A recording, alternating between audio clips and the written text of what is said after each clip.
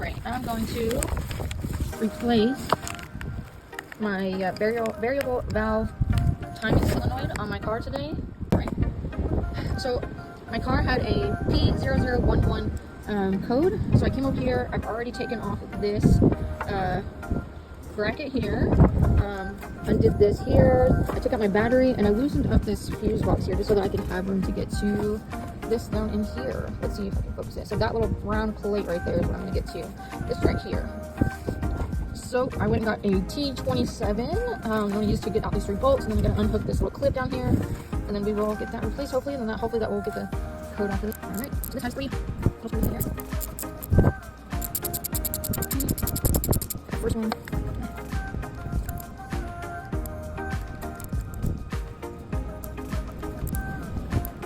So this one's going to have to go here. There we go. Okay, get that loose. It's fine. Here we go.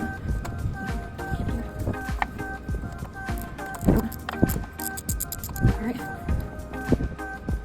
Before I take those all the way out, I'm going to see if I can get the clip out real fast. Alright, I was having issues getting to the clip, so I went ahead and removed my washer fluid reservoir right here. So let's see if I can now get to that clip. I have no idea really what I'm doing, but just doing some Google searches and YouTube searches. I'm just learning as I go. This may or may not fix my issue just because it could be a couple different things, but this is a 2011 Chevy Impala and it has had some issues, so honestly just replacing things as I go just could be good for it in general.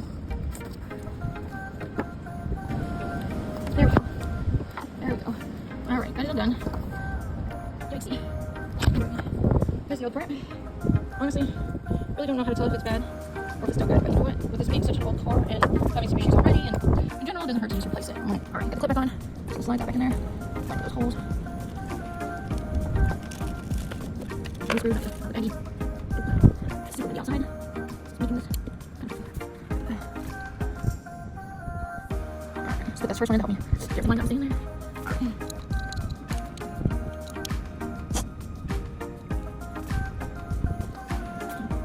Okay. Bring the third one in here. Get this one again. Get my ratchet.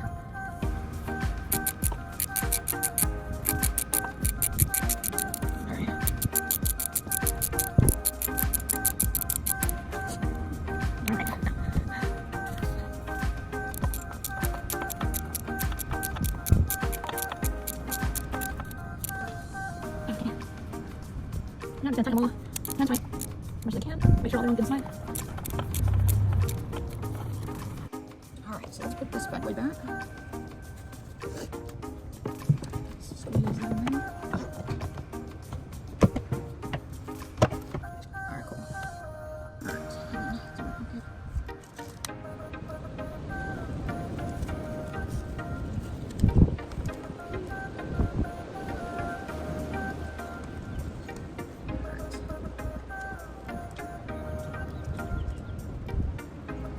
now this only had one little nut thing on here, so I'll just make sure that's tight.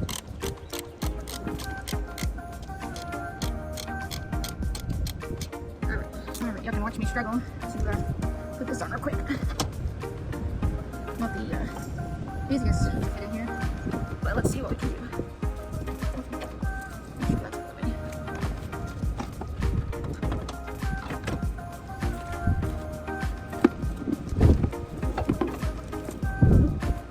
Cable, another cable falls around. Where'd you go? There you go.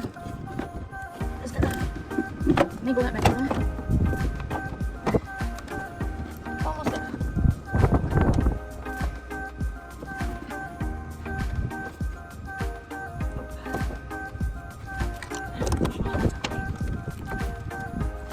Almost got it.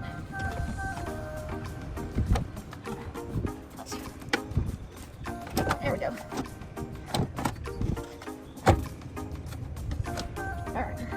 Got that in there. Get that out of the way. Got these bad boys.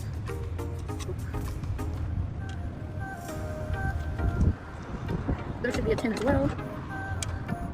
Nope, just kidding. I think there were 13. I'm not good at measuring things just by looking at it.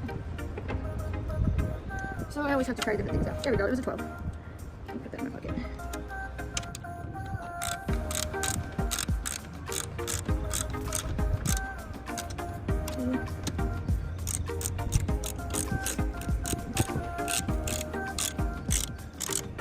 Alright, got that tightened up.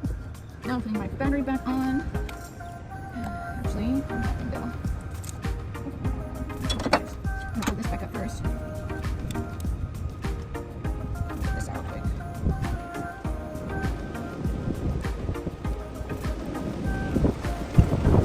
Oh, it's so windy. Alright, got that pulled back in. So put this pulled back in there.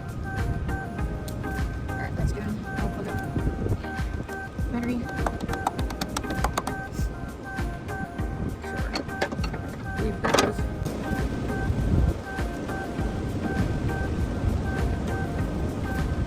Honestly, the battery scares me. Anything to do with the battery, it does kind of scare me. I never know what I'm doing.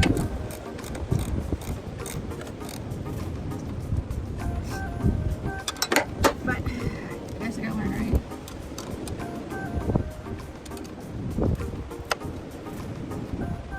Oh, where did those things go?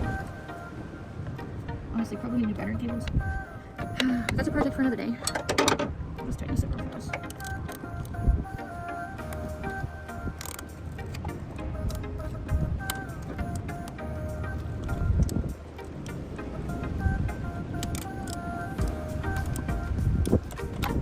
Definitely need to do battery cables. That's on there tight though. So we're good. Everything is put back together. Now the real test is starting it back up. And let's see if that fixes that code issue.